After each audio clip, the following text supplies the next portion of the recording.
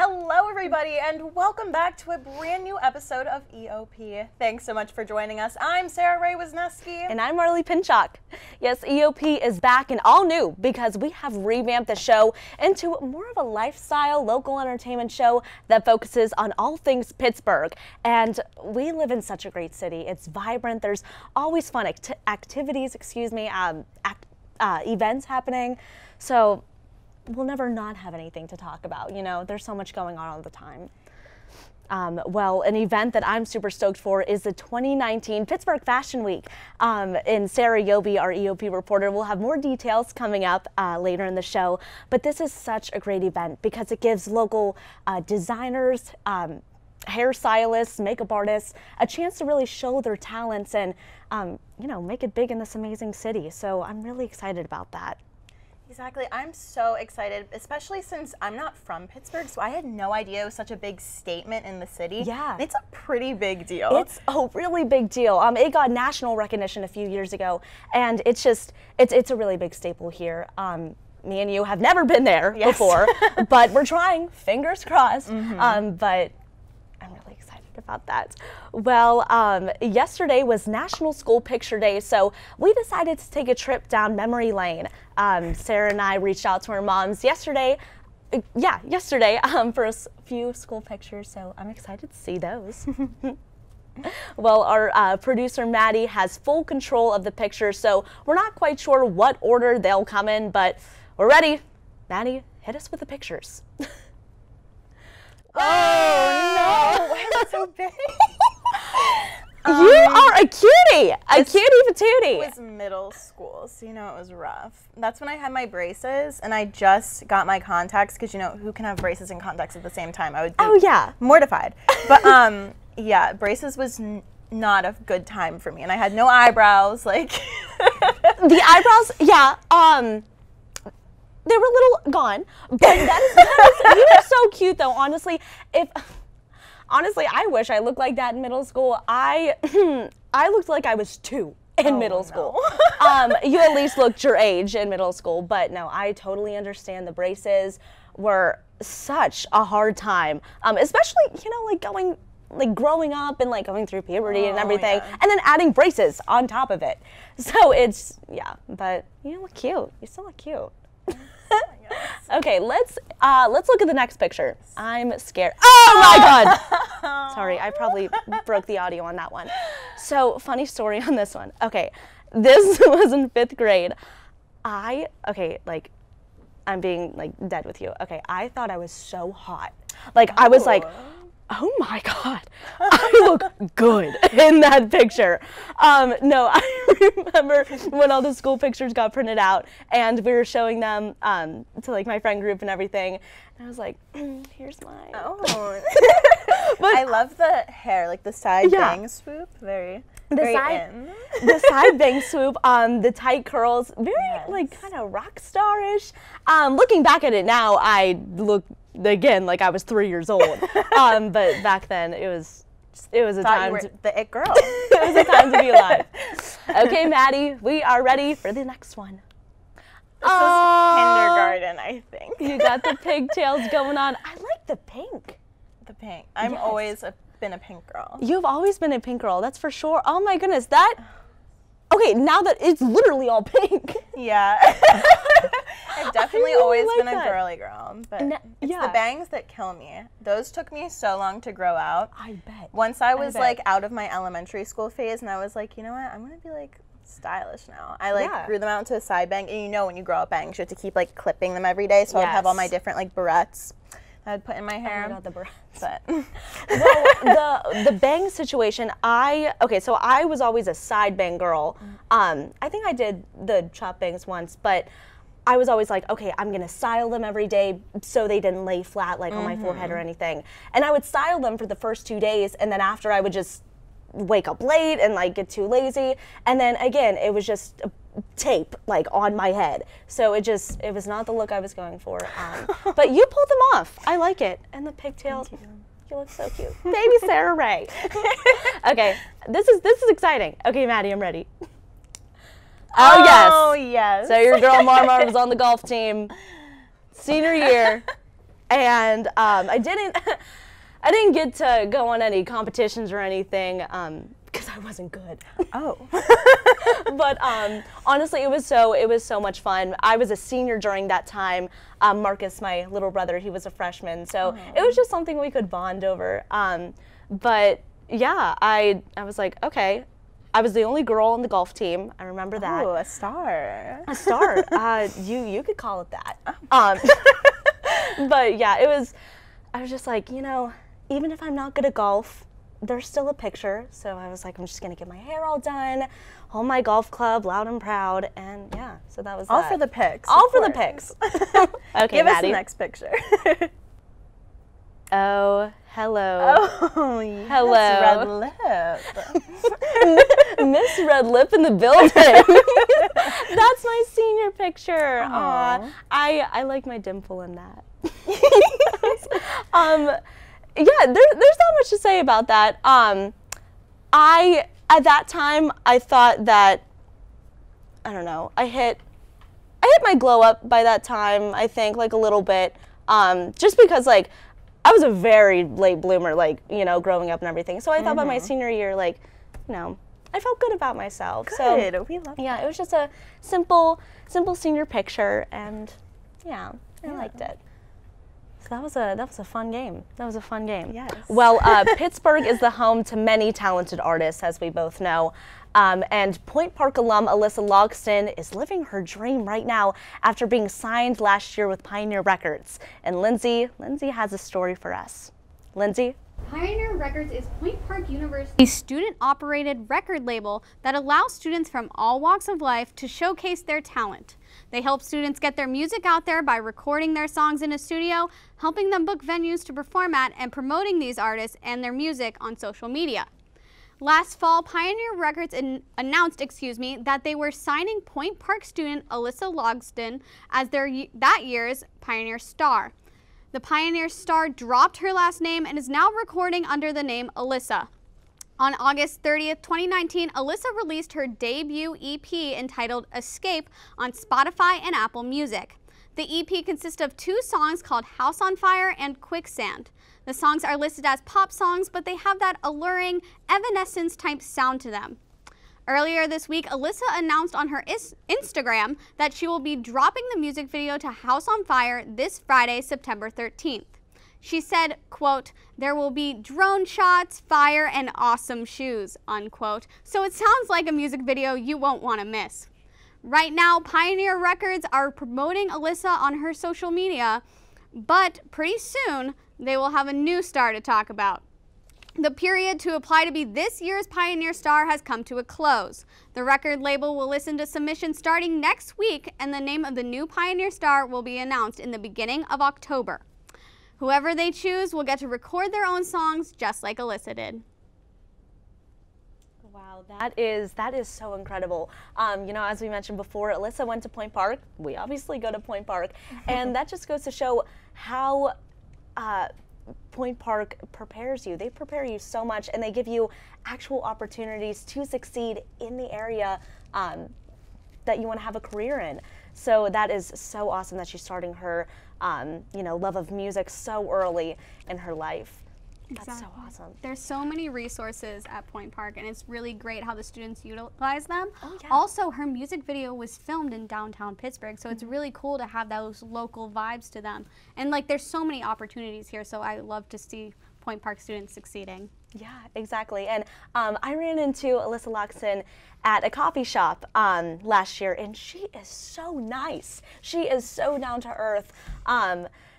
You know, sometimes you get the vibe that like, oh, you know, maybe they don't want to talk to me just because, you know, we see him like on the TV or anything like that. But she is so transparent, down to earth. She's a really great girl inside and out. Yeah. So, yeah.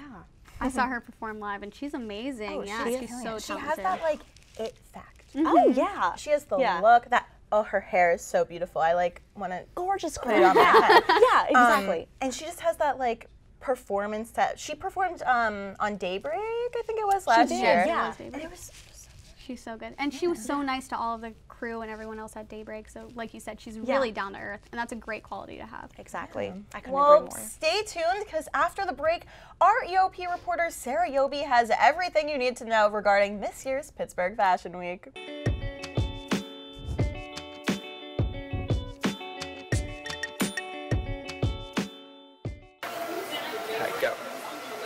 Go to our new website, uview.pointpark.edu.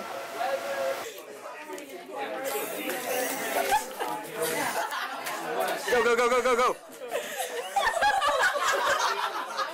Join UView and find your herd! Join EOP. And 3, 2, Join EOP! I was just saying, grab them now, or else I will snap. Yeah. Join on point with politics. 3, 2, Join Pioneer Sideline! Loneliest number that you'll ever do.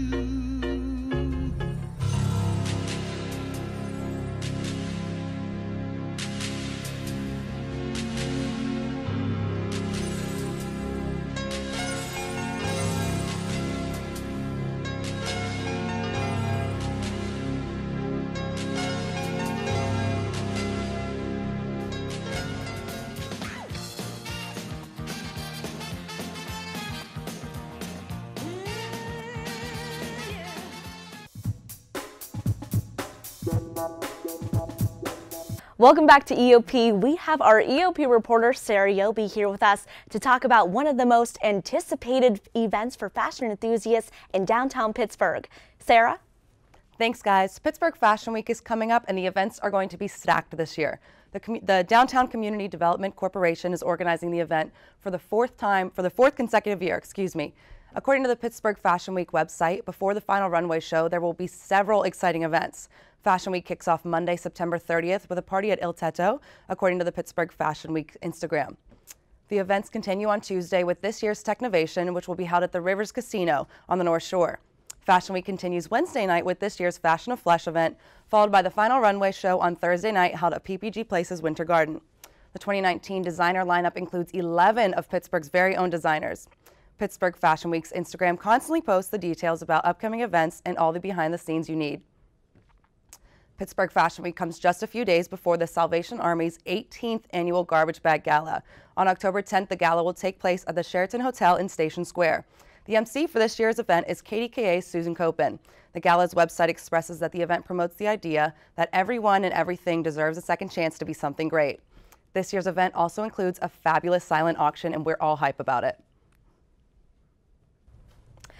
Okay, so I mean, we talked a little bit about Pittsburgh Fashion Week before, and it sounds so like crazy fun. You know, it sounds so interesting, and you know, it just gives aspiring models and makeup artists and everyone a chance to really show their talents, because they're all in the business right now. But you know, if they need that extra oomph to get recognized or something, this is a great place to do it. Absolutely, and I'm super excited for the Fashion of Flesh event, which is going to be like a tattoo kind of thing. Yeah. So it's going to be really cool, like, to show how tattoos are like an accessory rather than something that's usually frowned upon in a lot of industries. So I'm really excited for that too. Yeah. So that'll be cool. No, exactly. Yeah, Yeah, because tattoo is definitely like, you know, they can be expressed as art, and I think especially in Pittsburgh, we really emphasize that. You know, I know here at Point Park, a photographer student, he did his whole photography sample on tattoos and how beautiful they are, the simple ones, the extravagant ones. Yeah, so that's really cool. Super cool. Yeah.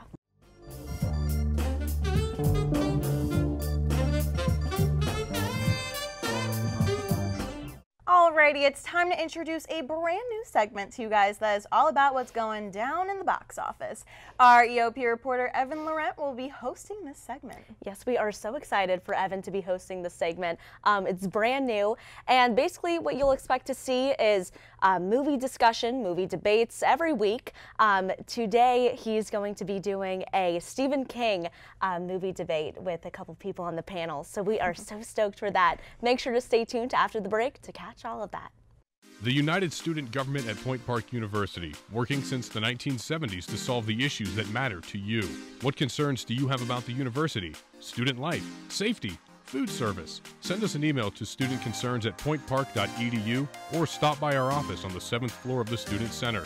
You can also attend our weekly open meetings on Mondays at 3:15. Follow us on social media at USG_PPU for more. The United Student Government. By the students. For the students. The Point Park Sports Network, bringing you live coverage of Pioneer Athletics on Stretch Internet, the home of the River States Conference and the NAIA. Subscribe today for complete access to the Point Park volleyball, baseball, basketball, and soccer teams. Watch live and on-demand broadcasts, and don't miss a minute of Point Park Athletics. Head to pointparksports.com/live for broadcast listings. The Point Park Sports Network, your streaming home for Point Park Athletics. Like 3, 2, 1. Please visit our website. Please, it's a nice website. Please visit our website. Please. If you have ever watched television, whether accidentally or on purpose, UView is for you.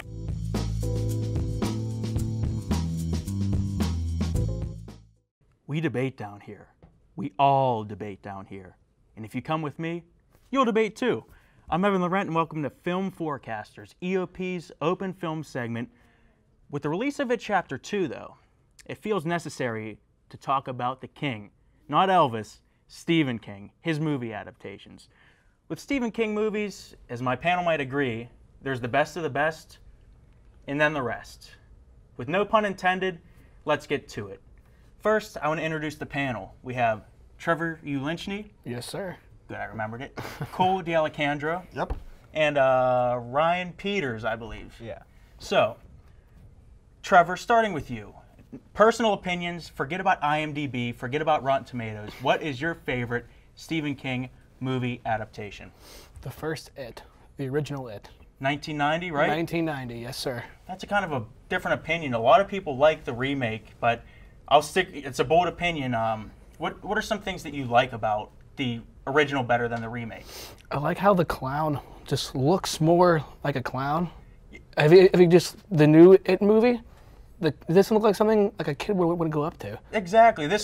Tim Curry's portrayal is something, no matter what you think of the first, or the remake, the first movie, you always think Tim Curry's portrayal was good. And he's like a welcoming Ronald McDonald type clown. Until he turns into like the teeth monster and the rest of it. Agreed. Yeah. Is there when was the first time you saw it? First time I ever saw It, I believe I was probably 7 years old, and I always had a fear of clowns. For the longest time, I thought this was just a movie, something released in theaters. It wasn't until recently when I saw that it was 4 hours and something long that I looked it up, and it was actually on ABC. It was a 2-part miniseries. It was. So that's something a lot of people also don't realize, and it's because you could tell it's not an R-rated or no. It's not really that violent or graphic or language-wise and stuff. But yeah, the original 1990. Cole. Ooh, I'm really torn between the original Pet Sematary or the 2017 It. Yeah, I'm torn between those two. Have you seen the remake of Pet Sematary? I did this past weekend, actually. So, compare the two. What do you like about the original better than the remake? It's just all around much better than the remake. And I know that's like a blanket statement, but I mean, the original stays more true to the book. I'm not going to spoil too much of it, but they keep a lot of elements in the book intact, whereas for the remake, they sort of changed major characters and parts to sort of, I guess, play around a little more with the movie. I know the remake has a little bit of star power with Jason Clarke and the old man Judd. Judd. But the original doesn't really have many known people in it, surprisingly. Well, I mean, I'd argue with you on that because it has Herman Munster as Judd. It's true. Yes. Carries the whole thing. Oh yeah, honestly. Yes. But yeah, I've heard this from everyone that I talk to. There's like no middle ground. Either it's one of the scariest movies they've ever seen, or it's really cheesy, something they don't like. And I think it all depends really on when you saw this movie. I'm sure people growing up with it were really scared of it. Yeah. And was that how you've always been with it, or? Well, I read the book first, and then I saw the movie. But I saw the movie probably when I was like 10 or 11. And I think the scenes that stuck with me the most, that scared me the most, were Zelda's scene, because that's just never creepy. go to sleep again. Never, yeah. And the end scene with Gage and Judd, yeah, that scene always creeps me out a little bit, but yeah. Is there anything that you liked about the remake? About the remake, it's a Stephen King movie. Fair enough. And your other one was It, yes, the remake. The 2017, yeah. Okay, take us through. What is your so we had It the original and we have the remake. What are some of the things that you like about the new one better compared to the first one? Okay, so for the longest time, like since I was in 7th grade, I heard, oh, they're gonna remake It. And I was really excited because that was one of my favorite movies, one of my first scary movies I ever saw. And I was excited to see it get the new treatment. It kept getting delayed until 2017. So I was just, I think more than anything, excited to see what they could do with Pennywise in the new one. And I was happy with what they did. They had better effects, in my opinion. Bill Skarsgård just adds an extra something that Tim Curry doesn't have. Not dissing Tim Curry or anything, I think he's great, but yeah. That's something you could say about both of them, is that both of the clowns, both of the Pennywise actors did a great job in it, in both different ways, too. Bill Skarsgård is just this menacing, from the get-go, he's something no one would mess with. But yeah, there's Tim Curry, who's this friendly-looking, kind of sketchy, but still he's welcoming compared to the new remake. And I believe that adds a lifelike effect to it as well. Mm-hmm. Yeah. So, last but not least, Ryan Peters, what is your favorite Stephen King movie adaptation? Okay, so I'm gonna go back to the miniseries route and go with Hulu's original series of 11/22/63. It wasn't really that publicized or anything. Not too many people I think have seen it, mainly because it was like a Hulu original. But it was a really well constructed story. It was produced by J.J. Abrams and it starred James Franco, and it was just really well written, and the cinematography is amazing. It has a very distinct style that really fits the 1960s era. It's a very good period piece, really strong character and character development throughout all 8 episodes. It's just a very well constructed show. It's funny that you say it wasn't heavily promoted, or you didn't know much. A lot of people don't know much about it. I didn't see any TV advertisements for it. The only way that I found out about it was through a movie theater, how they show the commercials before. That was one of them. And I was always, I never got to watch that one actually because of how little, I only found out about it until way after it finally did release. Yeah, it's a real shame. Like, I saw a YouTube advertisement and I saw Stephen King and I saw J.J. Abrams and I'm hooked. Mainly because at that time I was really into J.J. Abrams with Super 8 and his work on Cloverfield and 10 Cloverfield Lane and that whole thing. And it definitely has his style in there, even though he just produced it. But it does have that really strong use of the mystery box and how it just layers this mystery of who killed JFK, and they go through all the different routes what the main character who's played by James Franco has to go through to figure that out. There's a lot of great moments. The soundtrack is amazing. It got me into a lot of older 50s music like Sam Cooke and Bobby Vinton, and there's just fantastic cinematography, fantastic soundtrack, and fantastic acting and writing. It's all around just a fantastic show. And that's how I think a lot of book adaptations should be. Instead of just a movie or movie sequels, I think miniseries, you can get the whole book pretty much into maybe a whole season. I know there's a bunch of Stephen King's. There's the Tommyknockers was one. The Stand was another popular one. Well, it was popular. It was okay. At the time, it was popular. Yeah. So, is there any other opinions? Any other unpopular opinions, I should say? Stuff you like, but not a lot of people like of his. I have a bit of an unpopular opinion with Silver Bullet. It's tended to be looked at as a cheesy 80s movie, but if you read the book, it's kind of void of character. It's a short maybe 70-page story about a werewolf and a priest that becomes a werewolf, and the movie, it just adds so much character. You know, it stars Gary Busey, one of those Coreys from the 80s. One of the best. Yeah, one of those. It was either Corey Haim or Corey Feldman, one of the Coreys from the 1980s that also started in it, and it just gave so much so much more character and so much more life into this story that was originally just written as a short little thing. I got nothing. I'm very surprised that no one mentioned Stephen King's Misery. Oh, that's a good Kathy one. Bates. That is a very good film, and I would be very interested to see if they would make a remake of that. Yeah, one of my favorites personal favorites is Creepshow. It's not technically a full Stephen King. It's not a full Stephen King adaptation, but it is a few of his short stories in there. A lot of Pittsburgh roots is another reason. The 40th anniversary was just at Monroeville Mall and got to see the actors and stuff. Yeah, so, well, it looks like we're running out of time, so it appears that Allissa isn't the only one with the it factor. So next week, we'll be back again for another movie debate. But what it is, we don't know, because we didn't pick one yet. Anyway, thanks for joining EOP's first episode. We will see you next week.